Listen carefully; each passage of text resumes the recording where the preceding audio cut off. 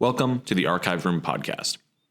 In this podcast, we'll be taking a deep dive into some of the most interesting moments in Prep's history and hearing some of Prep's most notable alumni and faculty give first-person accounts of these events. So please join me as we take a trip into the Archive Room.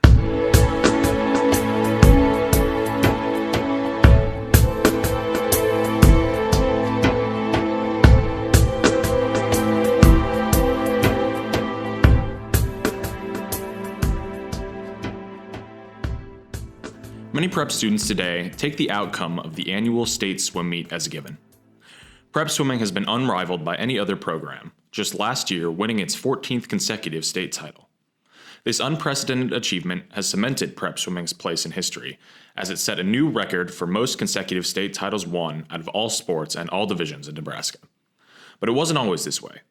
In the late 1960s, Westside and Lincoln East dominated the competitive landscape in swimming, each boasting their own impressive streak of state titles. Despite the dominance of these powerhouse programs, the 1969 Prep swim team was able to claim its first state championship, defeating Westside by about 70 points. Through the grit of Coach Jack Jackson, the leadership of upperclassmen swimmers, and a promise made to Prep's bravest athlete, the 1969 team started a tradition of excellence that lasts to this day. I sat down with the three captains for the 1969 team, Dan Fry, Bob Turek, and Rick Reich, as well as the legendary Coach Jackson himself, for a first-person account of that exceptional season. All right, Dan Fry, and I was on the 1969 state high school swim team with Prep. I was captain, tri-captain. Bob Turek was another captain, and then Dick Rentz was the other captain. So we had three with the tri-captains. That was a fun year. I'm Bob Turek, another one of the captains from 1969. And it was a great experience.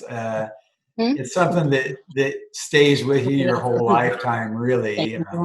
And the friendships that you gain while you're on the team, it was quite an experience. This is Dick Wrench. Back in 1969, I was about 18 years old, and I was a captain for part of the season anyway of the 1969 swimming team at Prep.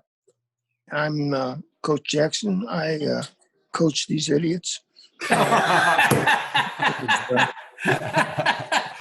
You're just being nice now. That's being nice. You know, Jackson, I was hoping we were going to talk about this. Nice part was I used the word idiots. One of the biggest hurdles the team had to overcome if it had a shot at postseason glory was pool space.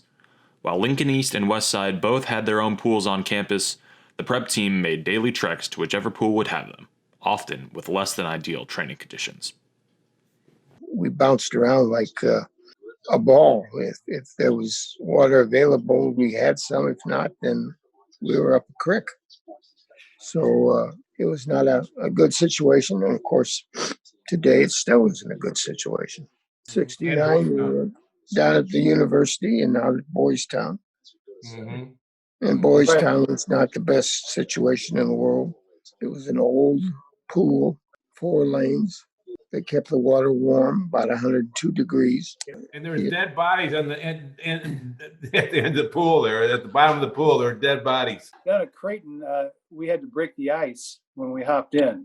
There's a thin layer of ice at the top. It was cold. Over Christmas vacation, it was real foggy because the exhaust fan went out, so a fog formed inside the pool area. You couldn't see anything. But the nice thing when it was foggy at Creighton, you know, down at the end of the pool, half the end of the pool was fog. So, you know, we'd only do about half and then pop up, you know, but so you could never see us. But he knew it. We just did flip turns about halfway down the pool, came back. We were cranking out some good times. Yeah, hell of good times, yeah. Those practices were tough. Despite the struggle for pool space, the team had no lack of grit. Coach Jackson elicited nothing but the best from his swimmers and kept the team on track for victory despite the disadvantages of limited water time. We got it from Coach Jackson. Yeah. You know, and everything is, I mean, he made believers in us. I mean, there was times that you think you couldn't do it, and there was no excuses. You just, you know, basically you had to work hard, and because he wouldn't put up with anything else. Yeah. It was all Jack. I was afraid of him. I had had to do what I could do. Oh yeah, I mean, I'd rather go to jail than get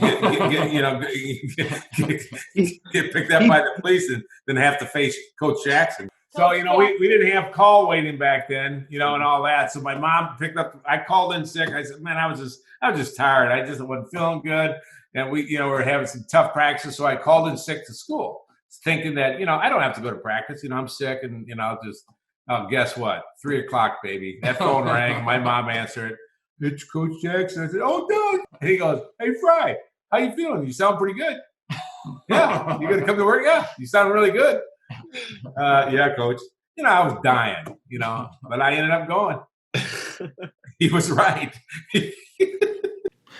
At the Metro Conference Championship, Coach Jackson's rigorous training began to pay off. Prep won the conference championship, narrowly beating out the defending state champions, Westside. However, in the midst of this great achievement, tragedy struck. Tom Dugan, a sophomore and prominent member of the team, died of leukemia. Tom was diagnosed with an advanced case of leukemia some months earlier and chose to keep the heartbreaking news from all but a few, only sharing the news with Coach Jackson and a few others. He chose to go against the advice of his doctors, who urged him not to compete due to fear of infection. Tom, however, had rare courage. He did not quit, far from it. He continued to compete right up to the end, telling Coach Jackson that he hoped he could hang on to see Prep win the state championship. Sadly, Tom succumbed to his illness just days before the state meet. He was laid to rest in a white leather sweater. His experience came from probably diving in Hanscom Pool because he lived fairly close to there. It was kind of strange because I'd go up to visit him every day after he practiced. He wanted to know how things went, and I remember the last time I walked into the room and he wasn't in there, and the nurse said, "Are you family?" And I said, "Well, more or less." And she said, "Well, he passed the last 2 hours." I went over to his parents' house and gave their condolences. Yeah, I don't remember knowing until just right before, until he really went in the hospital. Honestly, I mean, we were 2 years older and he was a diver. It didn't really hit until the funeral for me anyway. And, Right. And to see him there after knowing him as a diver and a swimmer and then just see him lying there, it was hard to take. It was kind of traumatic, really. Yeah. He's so young. I mean, we were young, but he was even younger. I think we even worked harder, just the fact that, and I think Coach said, "Hey, let's do this for Tommy Dugan." And after we gave him the white letter sweater, we had to take state. With this promise made to their friend and teammate, the 69 team set their sights on the state meet, dedicating it to Tom. There was still work to be done to make history. Coach was just stressing that the prelims are that's the state meet. We have to swim fast in the prelims. We got to qualify as many guys because Westside had a lot of depth. They didn't have a lot of the top dog, but they have. We had to beat their depth. And I think right, Jack, we had to basically have our second, third swimmers really swim hard to get in the to qualify. It was just, I mean, Jack would have you there and talk to you before your event. And everybody was swimming up to the best of their ability and things were going smooth. So, he put the fear of God in you before it was your turn and just said, you know what you got to do and get out there and do it and everything will be fine. So, but I do remember everybody just diving in the water and pushing Jack in after the ceremony was over. With all the races complete and all the points tallied, Prep had won its first ever state swimming and diving title. Prep won 5 individual events and 1 relay, putting them 70 points ahead of runner-up Westside. While more than 50 years have passed since that historic season, the 69 team still keeps in touch. Just last year, they held a reunion attended by much of the team. This further demonstrates the fact that these men accomplished something far more than just a state title. They kept a promise to a friend, made memories to last a lifetime, and forged bonds that would never be broken.